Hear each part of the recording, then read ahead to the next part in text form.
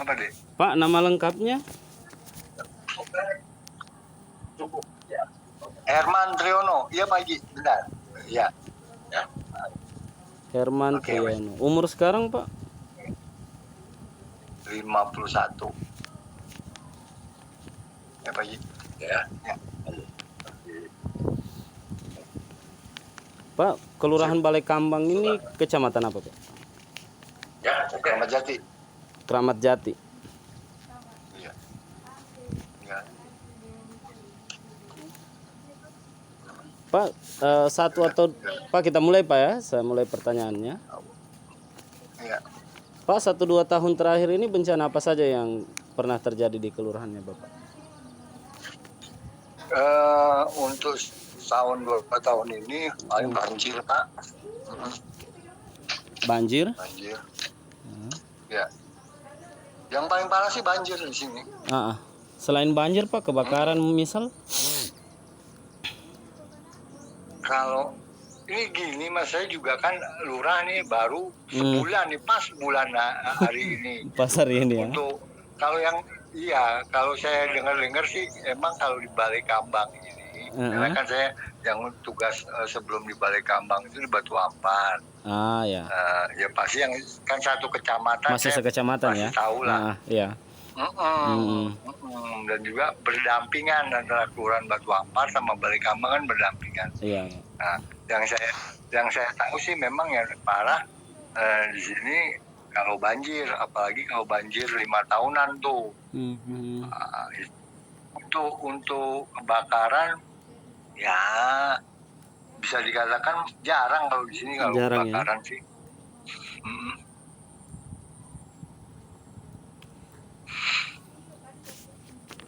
Kalau yang paling dirasakan Pak kalau di Kelurahan Balai Kambang itu banjirnya dampaknya apa?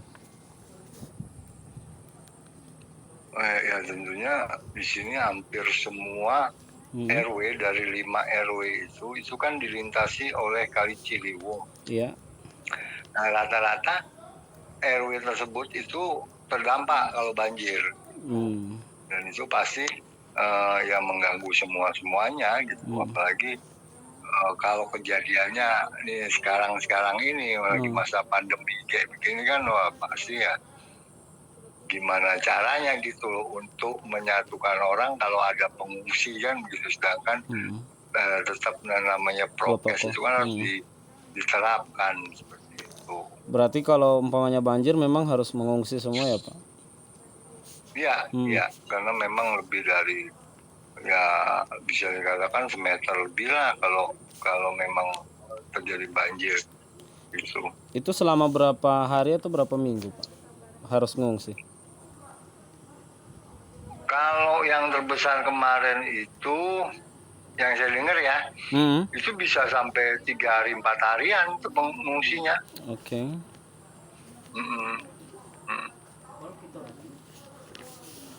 Pak, kalau menurut Bapak, masyarakat di kelurahannya Bapak ini sejauh mana pemahamannya tentang resiko tinggal di wilayah Balai Kambang? Umumnya mereka tahu resikonya, rumah dekat tempat tinggalnya dekat dengan saluran air, saluran Kali Ciliwung. Kali Ciliwung. Mereka semua mereka udah paham. Ya, cuma kan ya apa mau dikatakan seperti itu. Untuk pindah pun kan perlu ya nggak pindah seperti itu aja gitu Pak. Mereka sadar sepenuhnya bahwa kalau rumah mereka ini memang sewaktu-waktu gitu akan kebanjiran. Terulang terus seperti sebelum ada ya mungkin pemerintah pusat kalau dalam hal ini ya, kalau Ciliwung sih. Iya. Gitu. Berarti siklusnya itu banjir besarnya 5 tahun sekali. Iya. Karena di sini kalau di Balai Kambang ini khususnya yang Kali Ciliwung lah ya. Iya. Yang dilintasi oleh Kali Ciliwung tidak hanya hujan aja. Tidak hanya dampak hujan dari Jakarta kalau hujan ya. Dampak dari Bogor juga seperti itu. Ya, Bisa kiriman terjadi dari banjir, Bogor. tidak hujan di sini ya. Di sini tidak hujan, di Bogor hujan, larinya kan ke sini. Iya. Pak, kalau terkait kebencanaan, masyarakat itu pernah tidak dapat pelatihan untuk meningkatkan kapasitas untuk pengurangan risiko bencana? Kalau yang udah yang kemarin itu ya, sebelum anggaran kita dalam masa pandemi ini kan semua anggaran tidak hanya di kelurahan, di sudin-sudin itu kan juga ada, khususnya kayak sudin pemadam kebakaran tuh rutin dia mengadakan sosialisasi atau pelatihan gitu cara penanggulangan bencana khususnya kebakaran. Selain itu Pak, yang dari pemadam kebakaran ada tidak lagi yang kasih pelatihan? Sepertinya jarang ya, kalau dari BNPB gitu agak-agak jarang gitu. Tapi yang rutin kayaknya pemadam dari pemadam. Kalau untuk staf Pak, entah dari BPBD atau dari BNPB pernah nggak? Staf? Untuk staf kelurahan? Oh nggak pernah. Belum ada ya? Nggak pernah, belum. Pak, ada tidak tindak lanjut dari pihak kelurahan kalau untuk terkait pelatihan kebencanaan? Apakah memang kelurahan juga ikut beri pelatihan atau gimana? Atau pernah simulasi kelurahannya? Kalau kita kelurahan, kalaupun ada, ini saya berikan contoh ya, kalau memang ada pemadam lah ya yang mau memberikan sosialisasi, kita kumpulkan warga, hanya sebatas itu, kita fasilitasi, cuma fasilitasi aja, kita menghubungkan warga dengan tim dari itu pemadam. Sejauh ini tindak lanjut kelurahannya terkait kalau setelah pelatihan itu untuk bisa memastikan kalau ini masyarakat bisa paham atau mempraktekkan, tindak lanjutnya kelurahan itu belum ada Pak?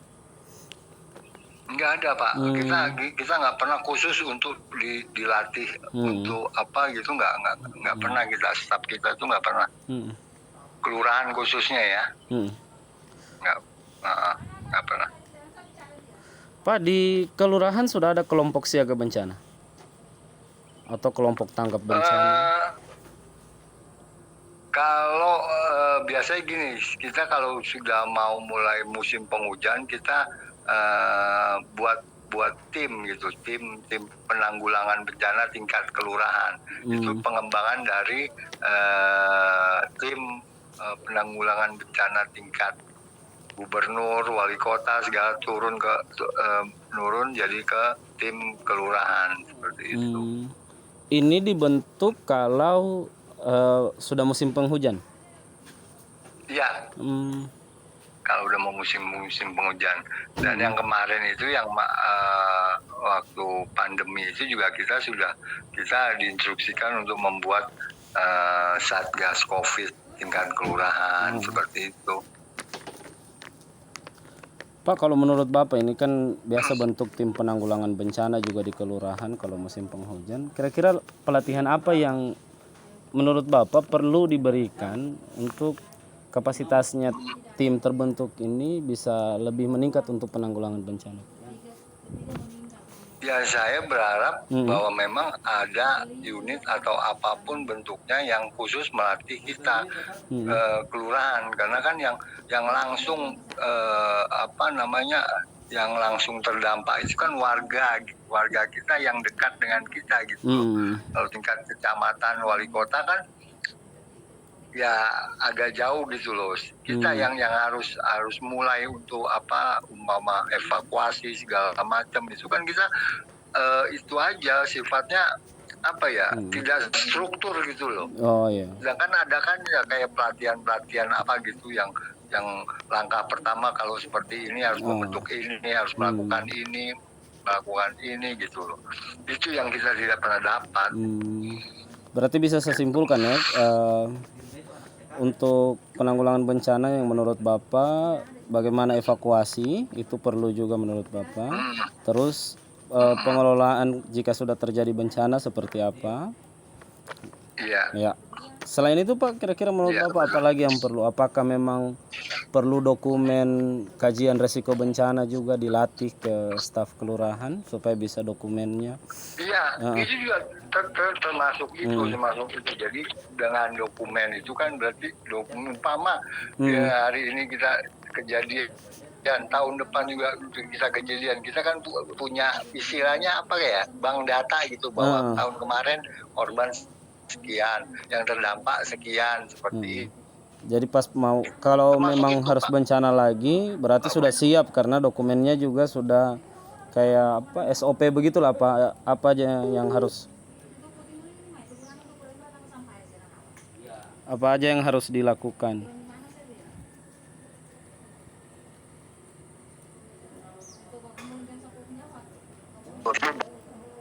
Halo? Halo? Ya, baru terhubung Ya, kembali Pak. ya seperti itulah. Nah. Ya seperti itu.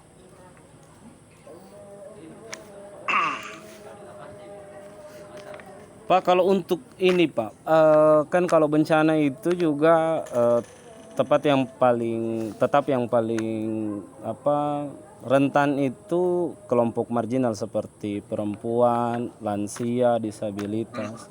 Kalau menurut Bapak, kira-kira harus ikut pelatihan apa kira-kira supaya secara resiko lebih menurun kalau terjadi bencana atau bisalah turut terlibat dalam penanggulangan bencana kelompok-kelompok rentan ini. Maksudnya kita yang melakukannya gitu ya? Iya, entah pelatihan itu diberikan oleh NGO misal seperti yang mau masuk ke kelurahannya Bapak ini, Wahana Visi Indonesia. Kira-kira menurut Bapak pelatihan apa saja yang perlu juga diberikan untuk kelompok rentan lah, lansia, disabilitas, perempuan, ibu hamil. Kalau menurut saya itu tadi kita selama ini kan kita kalau ada bencana kan kita nggak tahu kapan bencana akan datang gitu loh. Kita kadang-kadang ini apa nih yang harus kita perbuat gitu loh. Apa yang harus kita perbuat dan apa yang kita harus dahulukan itu evakuasi semacam kan evakuasi itu kan, sedangkan kalau kita pun evakuasi kita kan perlu juga yang namanya pelampung perahu karet segala macam seperti itu. Itulah. Dan juga kalau saya berharap ini tidak hanya dikhususkan untuk orang kelurahan. Iya. Masyarakat juga bisa terlibat. Ya, RT RW yang lebih dekat terhadap warganya gitu. Itu juga wajib kayaknya diperlukan pelatihan seperti itu. Pak, ini kalau yang pernah diterima dukungan misal peralatan yang pernah diterima kelurahan untuk penanggulangan resiko bencana, apa aja Pak? Pernah ada dapat? Kayaknya kalau saya lihat di bawah tuh kita ada perahu karet Pak. Entah itu dari mana, saya kurang perahu karet juga. Perahu karet.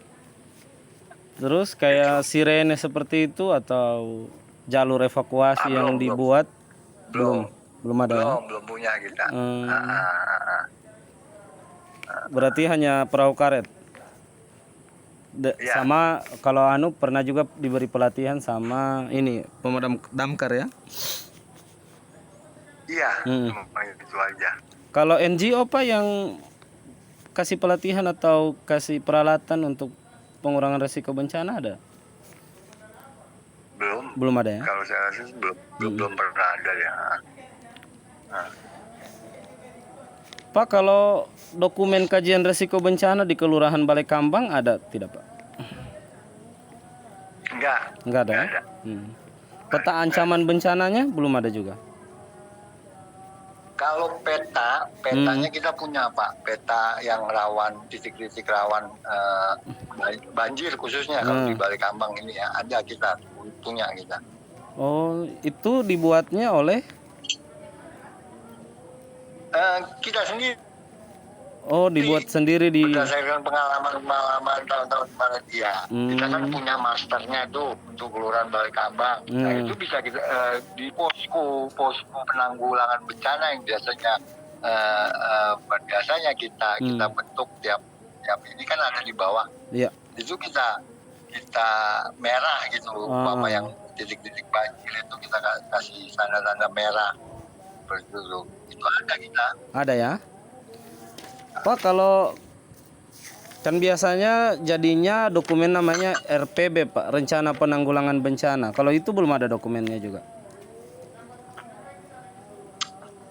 Belum ada. Ya. Begitupun rencana kontingensi. Kalau Renkon ada sampai tidak yang di kelurahan? Belum ya? Renkon itu apa Pak? Maaf. Rencana kontingensi dia lihat semua dari ada lengkap sih, kayak misal Renkon banjir, di mana jalur evakuasinya, di mana titik pengungsiannya. Belum ya? Nah, iya itu kan harusnya ada tuh kita Iya. ada titik-titik jalur evakuasi kan gitu. Bisa diminta lewat ini Pak, BPBD provinsi. Oh, Gitu. Dia meskipun itu se-Jakarta yang dia kaji, tapi termasuk Kelurahan Balai Kambang itu. Oh gitu. Nah, jadi di BPBD kemarin kan saya wawancara BPBD, beliau bilang ada kita punya Renkon banjir yang diperbarui tiap tahun. Cuma kita belum tersosialisasikan yang dengan baik kayaknya itu. Iya. Kendalanya sekarang ini belum tersosialisasi Pak ya? Oh iya belum tersosialisasi. Tuh. Intinya ini Pak, kalau menurut saya yang penting adalah pelatihan. Pelatihan ya? Pelatihan, pendeteksian dini ataupun evakuasi awal itu yang harus segera dilatih itu. Khususnya bagi RT RW yang terdampak ya, itu perlu sekali itu Pak. Pak, kalau ini Pak, kalau anggaran dari kelurahan yang untuk penanggulangan risiko bencana ada tidak kayak dikhususkan? Tidak ada ya? Tidak ada. Terus kalau misal ngungsi begitu itu diambilnya dari mana? Dari kelurahan tidak ada? Biasanya tidak ada. Biasanya PMI, dari TNI, dari Polri itu kasih bantuan semua itu masuk biasanya. Dari dinas ada. Kalau dinas ada anggarannya, tapi untuk di kelurahan tidak ada. Pak, kalau kayak misal tadi peta resiko bencana itu tersosialisasi dengan baik sama masyarakat? Peta ancaman bencananya? Belum juga ya? Belum.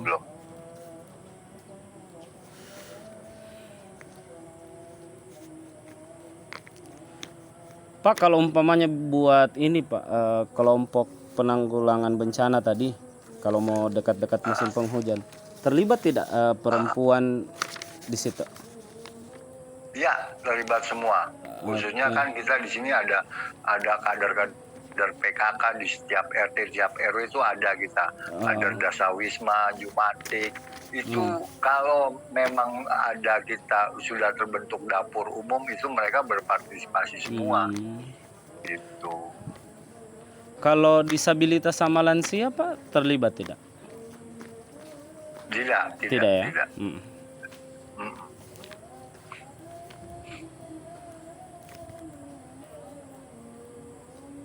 Pelatihan. Pak, kalau Bapak lihat kalau ada pelatihan misal dari ini Damkar tadi, bagaimana keterlibatan perempuannya? Aktif tidak, bertanya atau seperti apa? Ya, biasanya kan kalau Damkar ini kan biasanya prakteknya itu kompor itu Pak. Ya. Mereka tuh yang berhadapan langsung tiap hari kan. Ibu-ibu. Mereka tuh siap sekali gitu. Cara ada api yang keluar seperti apa harus dia bertindak seperti itu. Pernah simulasi tidak di kelurahannya Bapak untuk yang pemadam kebakaran ini? Sudah, tahun kemarin sebelum pandemi sering itu. Sering simulasi ya? Sering. Perempuannya kalau pelatihan Pak aktif bertanya kah? Aktif.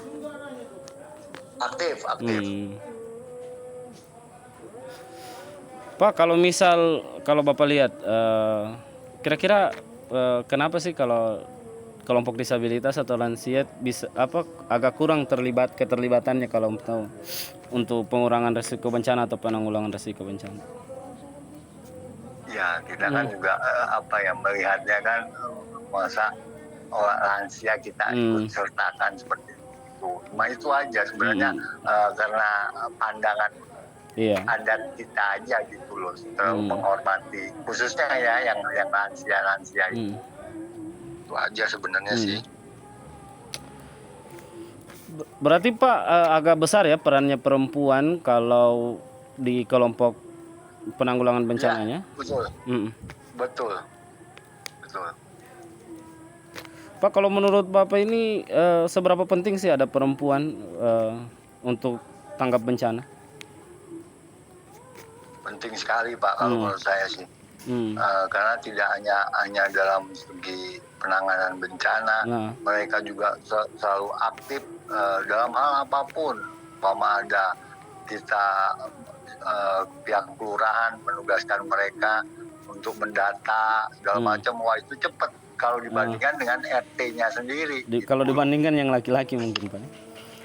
Iya. Biasanya kan kalau RT itu laki-laki. Pak, biasanya kalau umpamanya ada bencana, perempuannya ngambil perannya apa aja Pak? Ya itu paling dapur umum mereka. Dapur umum ya. Dengan iya, otomatis tuh mereka ini membantu seperti itu. Pak, mungkin kan tidak perempuannya ambil peran atau posisi strategis lah, misal jadi ketua kelompok siaga bencana, memungkinkan tidak? Ya memungkinkan sekali Pak. Memungkinkan sekali karena kan selama ini belum dikasih juga ada yang memberikan kesempatan ya. Sebenarnya kalau umpama mereka ditugaskan ya mereka mumpuni.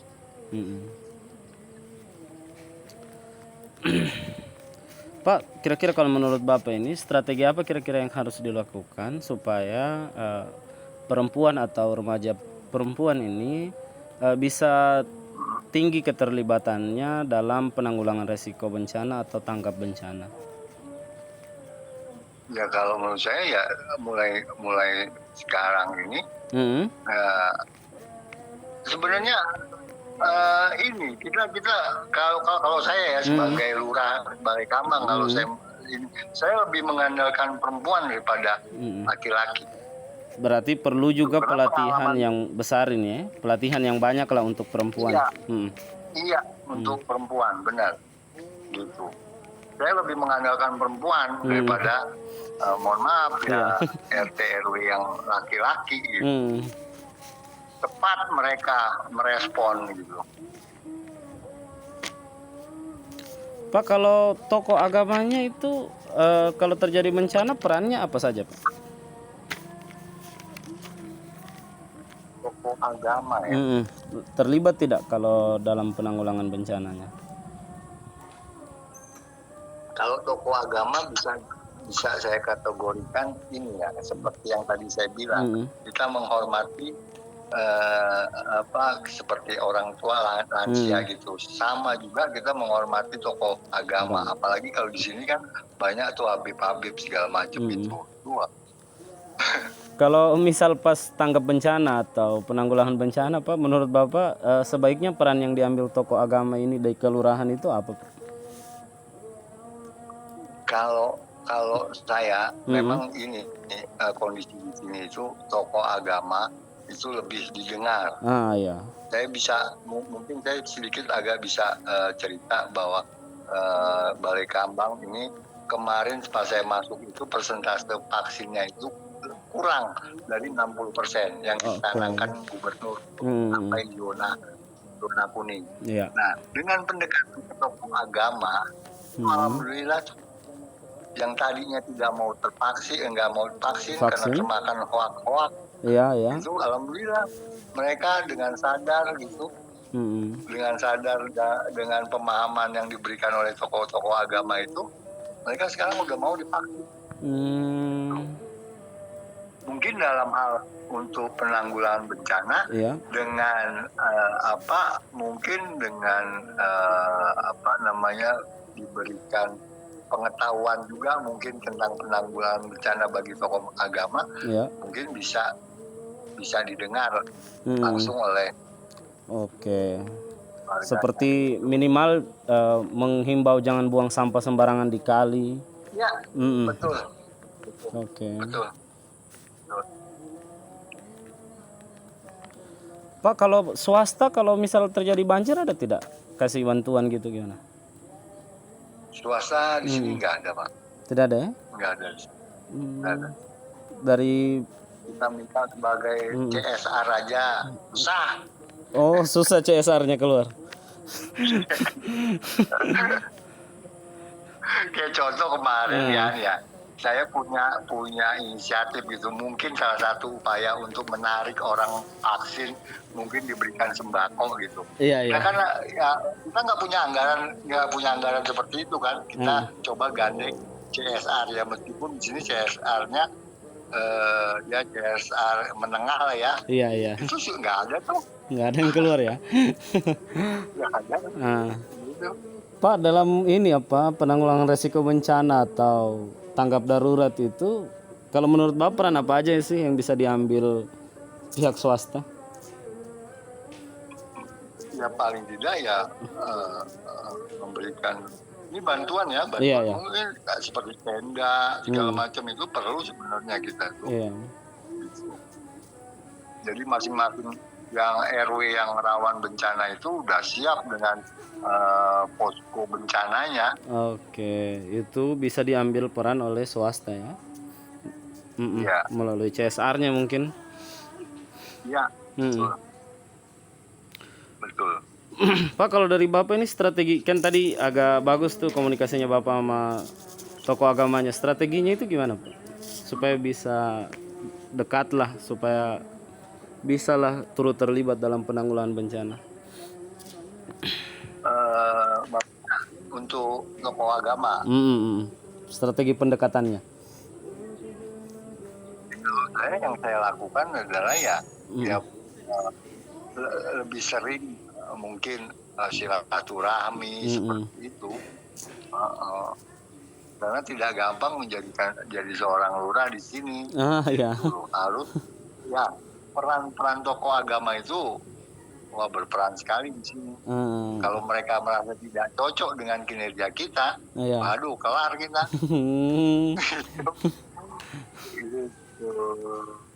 Ya. Kalau untuk ini strateginya kira-kira menurut Bapak gimana untuk pendekatan ke swastanya? Kalau pendekatan swasta, saya agak sungkan kalau saya sebenarnya. Kalau saya tidak terdesak sekali kemarin itu, saya tidak akan melayangkan surat sebenarnya. Saya takut ya nanti penilaiannya beda seperti itu kalau saya. Karena kan ini kecuali kalau mereka dengan kesadaran sendiri melihat dia tempat usahanya kan di Balai Kambang, dia mungkin peduli sama lingkungannya, dengan sendirinya dia ngasih. Nah, saya lebih senang seperti itu.